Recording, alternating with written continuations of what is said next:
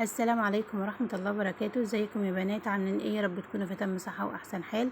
قبل ما ابدأ معاكم الفيديو متنسوش الصلاة على النبي، اللهم صل وسلم وبارك على سيدنا محمد عليه افضل الصلاة والسلام. الفيديو بتاع النهارده يا بنات هنعمل مع بعض العيش الفينو بطريقه سهله وبسيطه، والمكونات بتاعته موجوده عندنا في كل بيت. بس حابه افكركم، لو اول مره تشوفوا القناه يا ريت تنزلي تحت على كلمه اشتراك تضغطي عليها وتضغطي على كلمه الكل عشان كل ما ننزل فيديو كده تشوفوه. طبعا ما تنسونيش من اللايك وكومنت حلو منكم، شجعوني كده باللايكات والكومنتات عشان ننزل كل يوم فيديو مع بعضنا. شاركوا الفيديو بتاعي مع حبايبكم واصحابكم عشان يوصل لاكبر عدد من الناس. يلا بينا بقى ندخل على الفيديو بتاعنا نشوف المكونات بتاعتنا، وهنشوف طريقة العجينة، وكمان هنمشي مع بعضنا كده بكل الخطوات عشان هو اصلا طريقته سهلة وبسيطة خالص، بس ليه خطوات كده لازم نمشي عليها عشان يطلع ناجح معانا. يلا بينا بقى. معايا هنا كده المكونات بتاعتنا، معانا 2 كيلو من الدقيق، حطيت عليهم معلقة صغيرة من الملح، مع كيس من البيكنج باودر، معلقتين كبار من الخميرة الفورية، 4 معالق كبار من السكر. هنقلب الخميرة مع السكر مع الملح مع الدقيق كويس، وبعدين هنعجن بالمية. اولا العيش الفينو مش بيتعجن بلبن، بنعجنه بمية عادية خالص من الحنفية. كمان المادة الدهنية بتاعته بتكون زيت عشان يخلي الرغيف بتاعك كده ايه بيلمع كده ويكون شكله حلو زي اللي احنا بنشتريه من بره. لكل كيلو دقيق بيتحط له ربع كوبايه من الزيت، هو ما بياخدش ماده دهنيه كتيره، هو الكيلو بياخد ربع كوبايه، اللي هي كوبايه العصير بياخد ربع كوبايه من الزيت. هنا كده كنت بوريكم انا معايا الكوبايه حطيت فيها نص كوبايه زيت، عشان هو انا معايا الكميه 2 كيلو من الدقيق. هنعجن مع بعض كده، بنصب الميه كده حبه بحبه ونعجن لحد ما نوصل لقوام العجينه اللي احنا محتاجينه.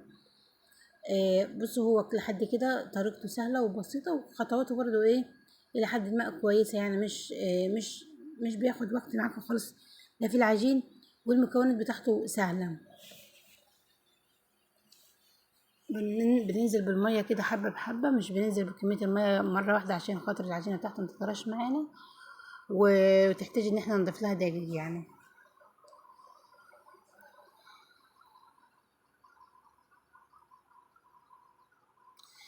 انا لحد دلوقتي لسه عندي بتهوية، يعني اللي هو بنعمل معجنات بقى، وبنعمل اكلات حلوة مع بعضنا في اللمة الحلوة. فاي حاجة هعملها كده مختلفة هصورها معاكم وهشاركها معاكم، بحيث ان هي تكون اولا فيديوهات كده للذكرى على القناة بتاعتي، وكلنا نستفيد من بعضنا يعني. هنا يا بنات حطيت نص كوبايه، طبعا بعد ما عجنت العجينه بتاعتي واتلمت بالشكل اللي انتوا شايفينه ده، عجنتها كويس وخدمتها لحد العجينه بتاعتي ما نعمت معايا. بدات ان انا انزل كده بالزيت، اللي هي نص كوبايه الزيت، بس ما نزلتش بيها مره واحده، نزلت كده شويه بشويه، كل ما انزل شويه من الزيت اخلي العجينه كده تتشربهم، واروح نزله باقي الكميه. لحد كده الطريقه سهله وبسيطه ومش معقده خالص يعني. خلاص كده يا بنات حطيت نص كوبايه الزيت اللي معايا، وخلاص العجينه بتاعت شربت كميه الزيت كلها، وهنا كده كنت بسويها وهغطيها وهسيبها لحد ما تخمر. برضو طبعا في الحر ده العجين بتاعنا ما بياخدش وقت في الخمر، يعني الخميره طول ما الخميره بتاعتك نشطه وحلوه، مش قديمه يعني عند اللي بيبيعها، فهتلاقيها في الحر في مسافه نص ساعه بتلاقي العجينه بتاعتك ما شاء الله اللهم بارك اختمرت معاك. هنا خلاص العجينه بتاعتي اختمرت، وهنا كنت بوريكم كمان ما شاء الله ال2 كيلو ملوا لي الحله اللي انتوا شايفينها دي. الحله يعني كبيره مش صغيره. معايا هنا كده الصاج اللي انا اسوي فيه، حطيت فيه مسحه من الزيت، وكمان على الطبليه حطيت عشان هقطع عليها، حطيت عليها كمان شويه من الزيت عشان هقطع وارص كده الكميه كلها بتاعت العجينه، وبعدين هبدا ان انا اعمل العيش معاكم. بس عشان خاطر العجينة بتاعتي الجو حر، فهي بتسيح شوية، فمش عايزاها ان انا احطها على الطبلية مباشر كده على طول من غير شوية الزيت عشان متلزقش معايا. هاجي اشيلها هلاقيها نصها لزق في الطبلية او في الصاج يعني اللي انت مقطعه عليه. جبت كده الحلة قدامي وباخد قطعة من العجينة حوالي كده يعني اكبر من الليمونة بشوية، وبكورها لان هو رغيف العيش اصلا مش بيكون حجمه كبير، يعني هي كده قطعة العجين اللي انا واخداها ديت بلمها في ايديا واكورها واسويها، عشان خاطر لما اجي افردها يكون الرغيف بتاعي يكون شكله حلو كده، ويكون ناعم معايا، ما يكونش مش عادل يعني وكده. احنا على قد ما بنقدر بنحاول ان احنا نعمل الحاجة بتاعتنا تكون حلوة كطعم، وفي نفس الوقت برضو الشكل بتاعها يكون حلو معايا. طبعا احنا بنقطعها وبنحطها جنبنا على الطاولية شوية، فهي طبيعي بتختمر، يعني القطعة الصغيرة الكرة الصغيرة هتلاقي الحجم بتاعها هيتضاعف يعني.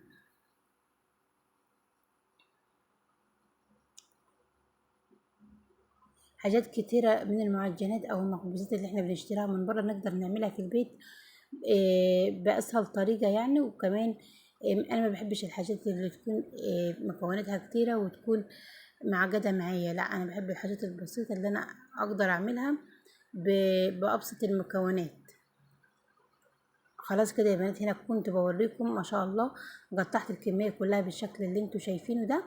وكمان بدأت ان انا افرد معاكم كده. بصوا باخد كده، طبعا ببدأ من اول صف انا عملته انا قطعته، بفرد كده على شكل القرصة، وبعدين بلفها كده رول جوا بعضها كده. واهم حاجة انك انت تيجي في الاخر كده وتروحي قافلاها كويس، تقفلي الاطراف بتاعتها كويس عشان خاطر ما تفتحش معاكي.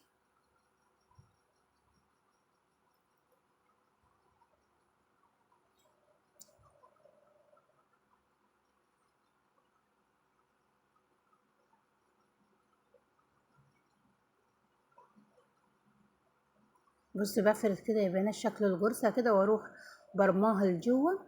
واهم حاجة انك انت تتأكدي ان انت قافلاها كويس، ولما تحطيها على الصاج تحطيها على الناحية اللي انت قافلاها، يعني عشان خاطر ما تفتحش معاكي، لان هي لسه هتختمر شوية تاني على الصجان. وكمان هتدخل الفرن هتزيد، فمش عايزينها ان هي الفتحة بتاعتها تكون من فوق. لو الفتحة بتاعتها من فوق هتفتح معاكي وهتكون شكلها، هيكون شكل الرغيف معاكي مش حلو. بنعمل الكمية كلها بنفس الطريقة، يعني هو بصوا سهلة خالص خالص. وبصوا الكمية ديت ما خدتش معايا والله نص ساعة، لان كده على السريع على طول على طول. والعجينة ما شاء الله لما واخدة كده راحتها مرتاحة كده اختمرت على الطاولية وكده، فسهلة معايا في الفرد، فما شاء الله ما اخدتش معايا اي وقت خالص. طبعا انا بحاول على قد ما اقدر ان انا اسوي شكل الرغيف عشان يكون شكله حلو معايا.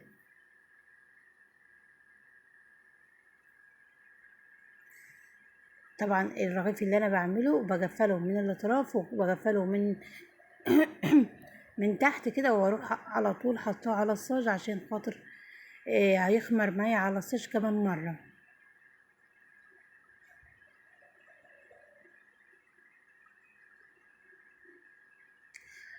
حطيت اللايك ولا لسه؟ لو لسه، لو نسيت ان انت تحطي اللايك انا بفكرك تحطي لي لايك كده وكومنت حلو منك كده عشان تجبروا بخاطر ربنا كده يجبر بخواطركم جبر يتعجب له اهل السماء واهل الارض. ربنا كده يرضيكم ويرضى عنكم ويصلح حالكم، اللهم امين يا رب العالمين. وربنا كده يدي كل واحد كل اللي نفسه فيه. وكل يعني اكيد اكيد كلنا نفسنا في حاجات كتيره حلوه، فان شاء الله باذن الله عندنا يقين بالله ان ربنا هيكرمنا وهيرضينا وهيجبر بخواطرنا وهيفرح كده قلوبنا بكل اللي احنا بنتمناه باذن الله. وطبعا حابه اشكر حبايبي واخواتي اللي مشرفيني طبعا. طبعا وجودكم في قناتي ده اكبر شرف ليا والله. ربنا كده يرضيكم ويصلح حالكم يا رب. ناس كتيرة حلوة كده وزي العسل دخلت القناة عندي، فأنا طبعا بكون مبسوطة لما بيكون لو مشترك واحد بس دخل قناتي، والله العظيم بكون مبسوطة وبدعيله من قلبي إن ربنا يجبر بخاطره. كمان أول ما بلاقي مثلا الناس دخلت كده وكتبت لي كومنت حلو كده وحطت لي كده لايك، فوالله العظيم رب يعني يجعل دعواتي من حقهم ومن نصيبهم يا رب. ان فعلا فعلا ان الناس دي اصلا متعرفنيش ودخلت وحبت ان هي تفرحنا، فربنا كده يفرحكم ويرضيكم ويصلح حالكم، اللهم امين يا رب العالمين.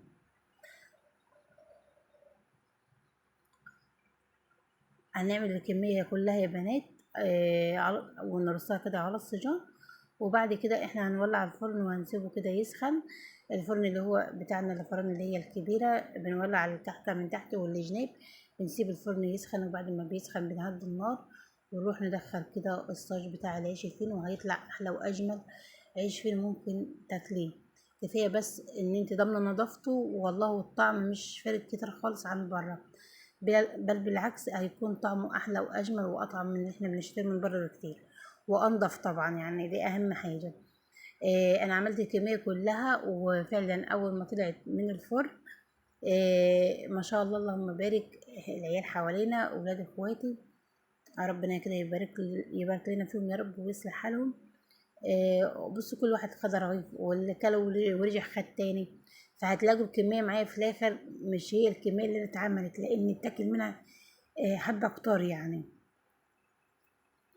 خلاص كده يا بنات، ادي كده شكل العيش بتاعنا. طبعا بعد ما عملته وخلصته وسبته شوية كده على الصاجان ارتاح واختمر كمان حبة. بصوا لو انتوا حابين تحطوا عليه السمسم هتديله مسحة بسيطة خالص من اللبن على الوش عشان السمسم يمسك. لو حابة ان انت تعملي كده سادة برضو براحتك، كل واحد بيعمل الحاجة اللي تريحه والحاجة اللي بيحبها. انا عملت صاج سادة زي ما انتم شايفين كده، دخلته كده على وضعه، والباقيين حطيت لهم مسحة من اللبن على الوش، ورشت لهم كده سمسم زي ما انتم شايفين. بصوا هو طريقته سهلة خالص وبسيطة، والله ما مش بياخد اي وقت خالص معاكي. هتطلعي احلى واجمل عيش فين ممكن تاكليه. في لخبطه كتيره في الفيديوهات بتاع اليوم دول، بس مش فاهمه ايه السبب يعني، وبحاول ان انا ما اتلخبطش في الكلام، والله بتلخبط برضه، بس عادي احنا كلنا اخوات مع بعضنا وكلنا بنغلط يعني. المهم كده يا بنات، كده كنت بوريكم كده العيش بتاعنا طبعا بعد ما قعد على السجان اختمر شويه.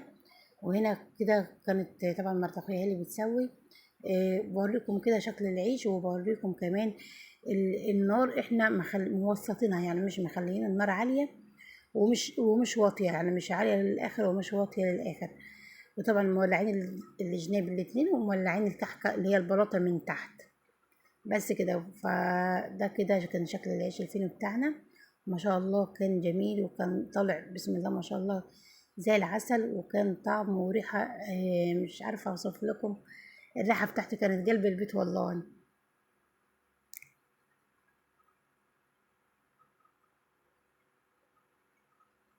بص طبعا احنا بنلف من وقت للتاني الصاج عشان خاطر كله ياخد لون زي بعضه، ما يبقاش واحده فاتحه وواحده غامقه، لا احنا عايزين السوا كله يكون واحد. بص طبعا اي مخبوزات بنكون مسويينها بتطلع من الفرن بتكون ناشفه، فلازم اول ما تطلع من الفرن زي ما هي كده في الصاج بتاعها نروح مغطينها بملاية نظيفة أو فوطة نظيفة، ونسيبها شوية هتلاقيها اتطرت معاكي وبقت زي العسل. بس طبعا اي حاجه بتطلع ناشفه من الفرن، بس عادي لما بتقعد شويه ونغطيها بتطلع وبتكون حلوه، والعيش بتعرفي تفتحيه وتحشيه بقى سندوتشات، تعمليه لانشون جبنه بقى، بصي اللي انت حباه واللي تحبيه. بس هنا كده كنت بوريكم كده، ده كان اول صاج يا بنات طلعناه. آه هشوف الكميه بعد ما اخلص خالص هوريكم الكميه كلها. بس طبعا مش الكمية كلها ديت، لأنها اتاكل يجي نصها. الأولاد أكلوا منها يعني أول ما طلع من الفرن، فكانوا حابين الشكل كده والطعم، فكل واحد كده خد له رغيف خد له رغيفين، فالعيال أكلوا منهم. فهي دي مش كمية ال2 كيلو، ال2 كيلو طلعوا كمية أكبر من كده. بس أنا حبيت برضو أصور معاكم وأوضح معاكم عشان خاطر لو حابة تجربي بس في كيلو هتلاقيه زي الفل وزي العسل، وطعمه احلى واجمل من بره، وكمان ينفع معاكي بقى في عشاء في فطار في سندوتشات بقى الجبنه واللانشون والحاجات الحلوه اللي احنا بنحبها.